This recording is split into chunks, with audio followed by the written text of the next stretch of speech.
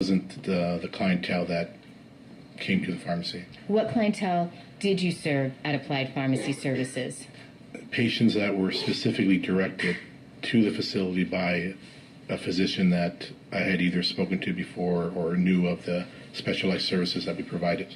Can you give me an example of what a specialized service might be that would bring you into contact to fulfill a prescription for someone on a special basis? If you have a pet, for example, a dog or a cat that becomes ill, and they essentially take medicine that's very similar, if not the same, as a human would, but the dosing would be differently. So there are some needs where you have to change how it's administered to the animal and or flavoring to make it more palatable. Go ahead. I'm sorry, so fulfilling a prescription for a pet would be one example of your services. Can you give me an example of a service that would be specially tailored to a human patient?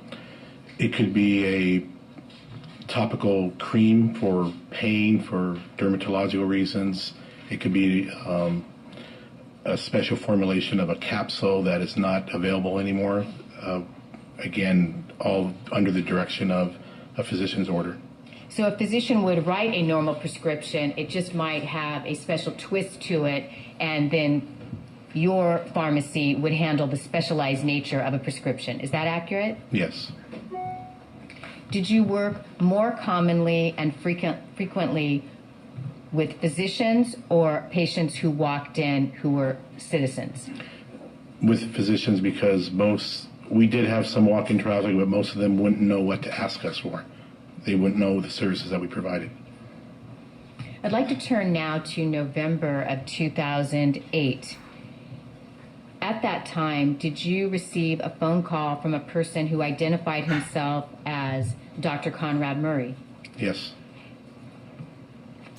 Did Dr. Murray refer to himself or describe himself as a cardiologist practicing in Las Vegas? Yes. What other information did Conrad Murray provide to you during that November 2008 conversation? He was looking for a specific dermatological agent that is used for whitening of the skin.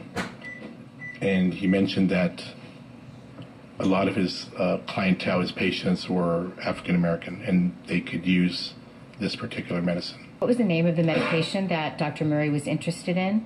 Benequin. Did he describe himself as having a patient base or a client base requiring this specific Benequin product? Yes, he had a specific patient base that suffered from a condition known as vitiligo, and he heard about the cream and was wondering the availability of it, if it was something that my pharmacy can provide for him. And what was your response to his inquiry? I told him that I would have to, we generally purchase raw material and make the end product, so I had to look at my sources to see if it was something that I could get for him to make the final product which he desired.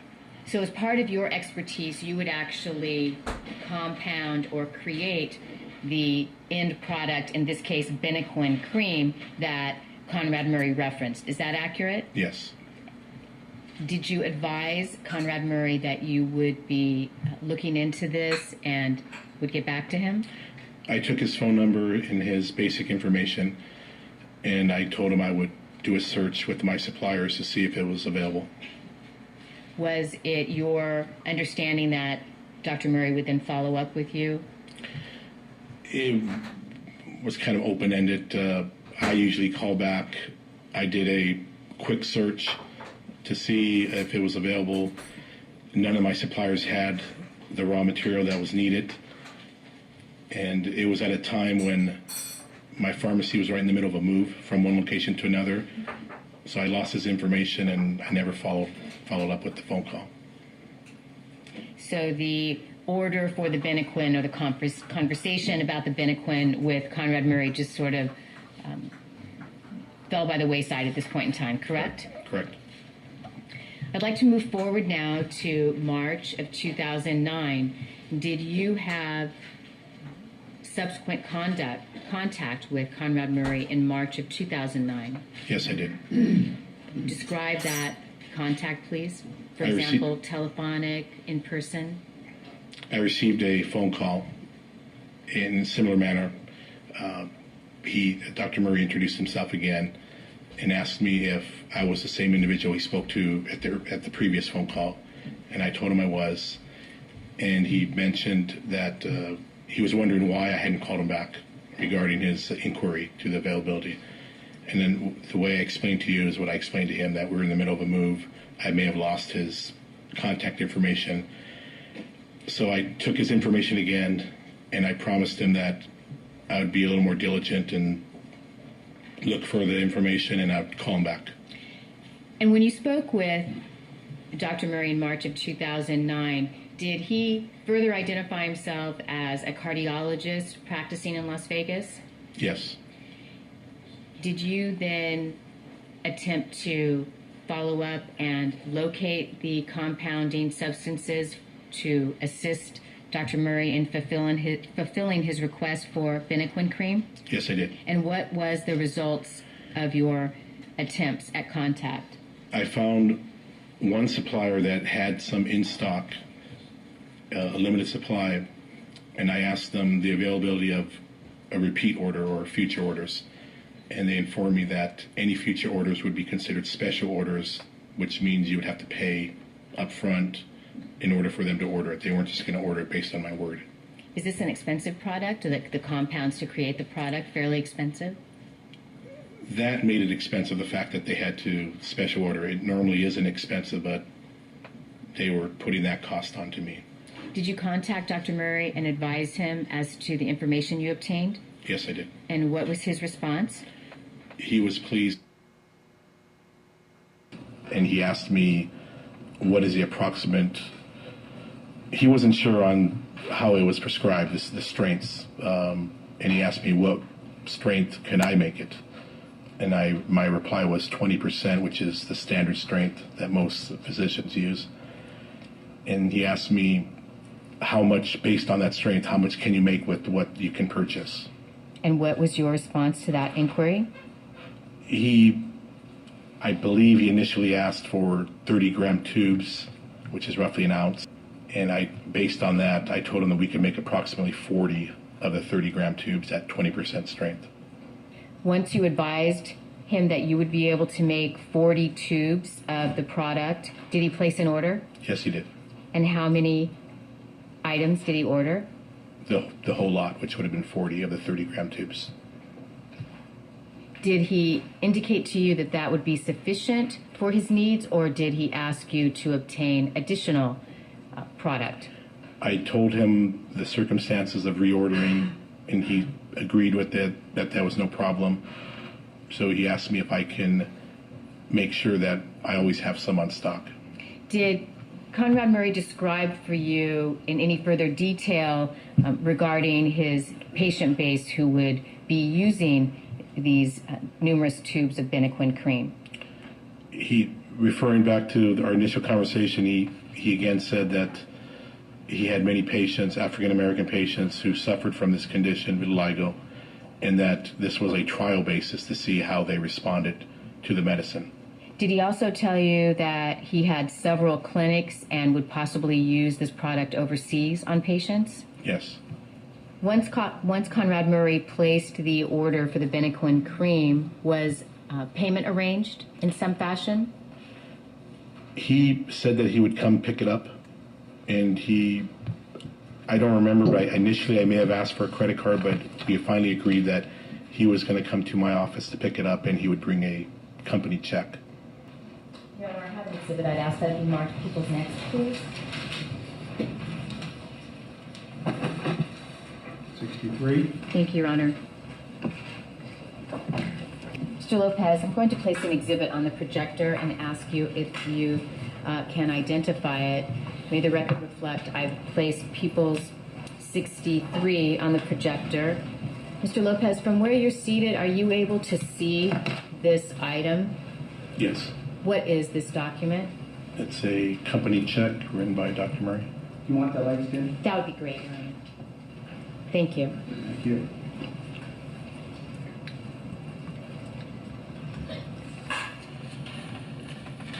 This is your company, Applied Pharmacy, Yes.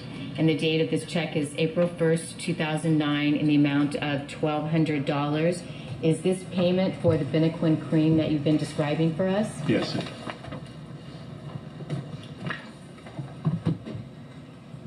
Mr. Lopez, did Conrad Murray bring that check into your office personally when he picked up the Benequin cream that you've described for us?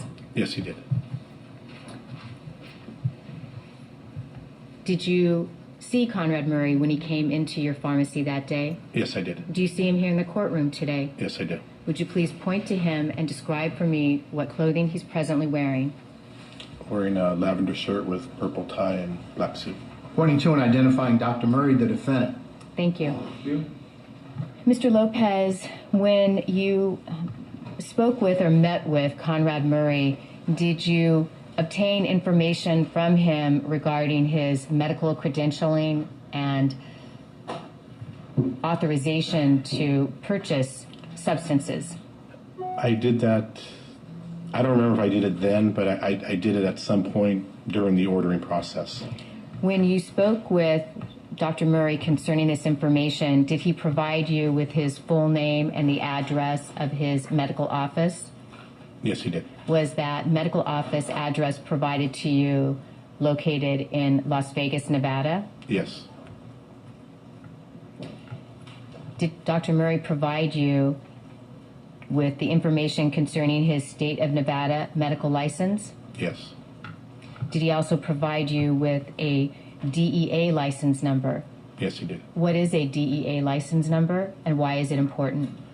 Registration with the Drug Enforcement Agency, and any facility and or prescriber who wishes to procure controlled drugs needs to have that particular number.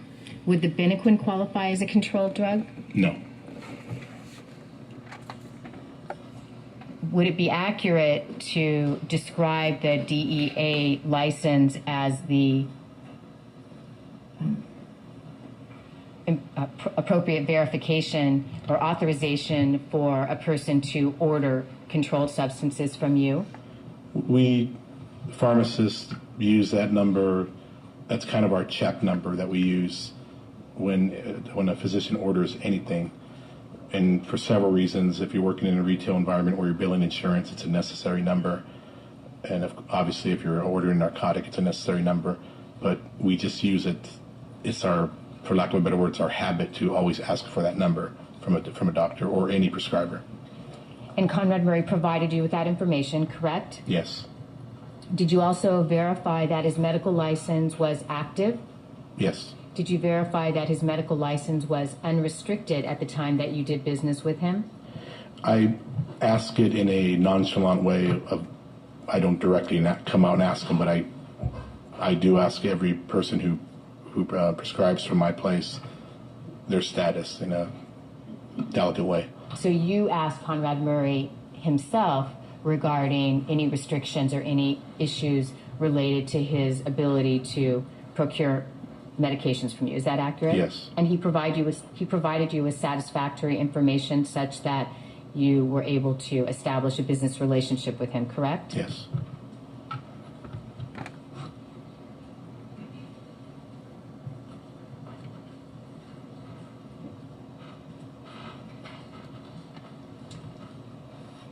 You told us that Conrad Murray described for you a particular patients who would be utilizing the Benequin cream due to a condition known as vitiligo, correct? Yes. What is vitiligo?